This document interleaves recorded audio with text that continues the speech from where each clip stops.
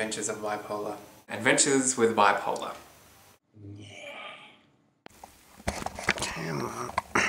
Apparently I've got a hole in my head. Richard. Here once again for another day. Now what to tell you that's happened in the last couple of weeks. Quite a few things have happened in the last couple of weeks actually.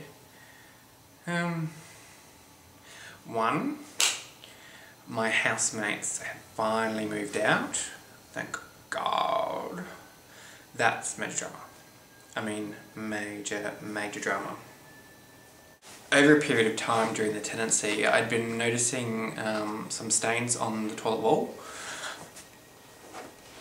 And these stains over the tenancy increased and increased. It just looked like someone had been wiggling their bits and pieces and getting it on the wall kind of thing. But it wasn't. It wasn't at all that at all. No, it couldn't be that, couldn't it? No. Anyway, these stains kept appearing and appearing and appearing. And eventually it got to the stage where they were on the floor. So I walked into the toilet one morning and squish. And I mean that very literally, it was squish. Very gross. So being inquisitive, thought, what the hell is this crap that I just stood in? So I touched the bottom of my foot and put it up to my nose, as any male does, and the smell, oh my God. It was semen. No doubt about it. It was first class, genuine semen. That led me to think, oh my God, these stains that I've been noticing going up the toilet wall, they haven't been someone shaking themselves off at all. It's been someone jerking themselves off and using the wall as their cum rag.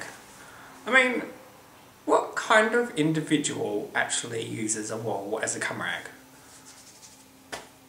I mean, what? Oh.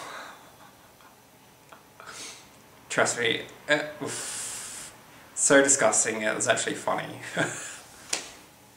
So then I goes onto Facebook and asks everyone, what do you do about a housemate jizzing on the wall?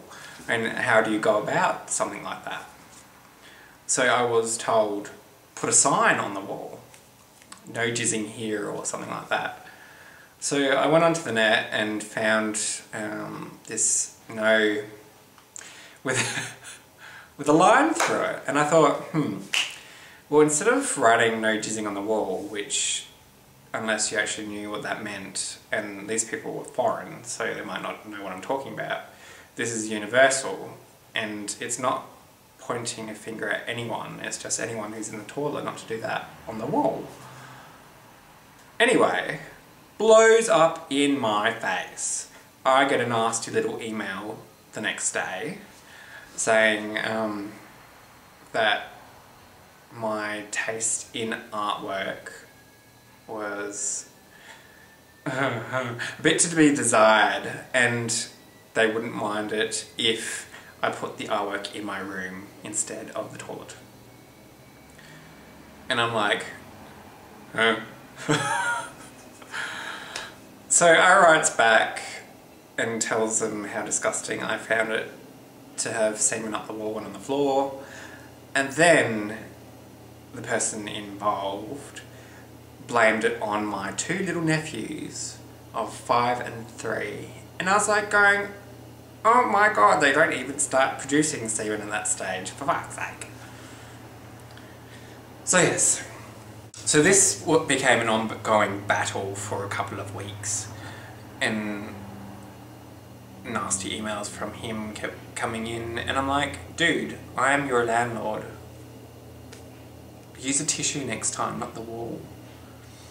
So then it got to the point where I was feeling uncomfortable in my own house, and their lease was coming up for being renewed.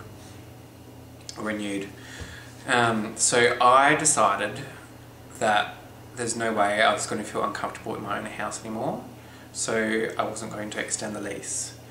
To which I got cheated out of 1 week's rent.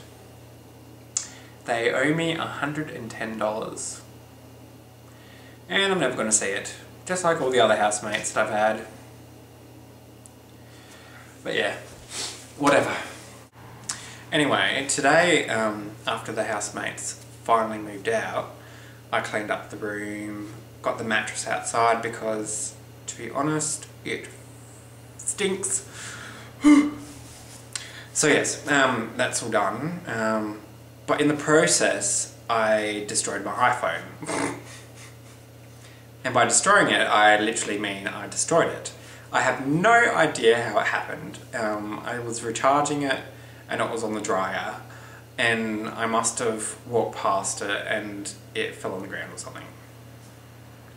Nothing, nothing, nothing. I put it in charge, I reset it, everything, nothing. So I took it to bits. Like a normal average male would do. And yeah. It just wouldn't work. Whoops! And it wasn't under warranty, especially after I took it to bits, but I went to Telstra shop anyway and got a new one and blah blah blah. It's a lovely iPhone 4. Finally. I've been wanting one since they came out. I mean, I got mine, I think it was a week or two before the iPhone 4 actually did come out, and I was kicking myself. I was like, why couldn't I wait a week?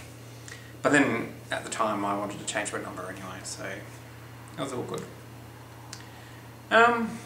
Anyway. Oh yes, that's what I was going to say. So there I was, cleaning their room. I put everything in the washing machine and washed it on hot to get rid of all the stench. Get everything off the line, because I had to run out, emergency, with my phone and all that kind of stuff before all the shops closed. And it being a Saturday today, everything closed quite early. So I get everything in, I put the quilt back in its quilt cover, and then I noticed there's all these white marks everywhere.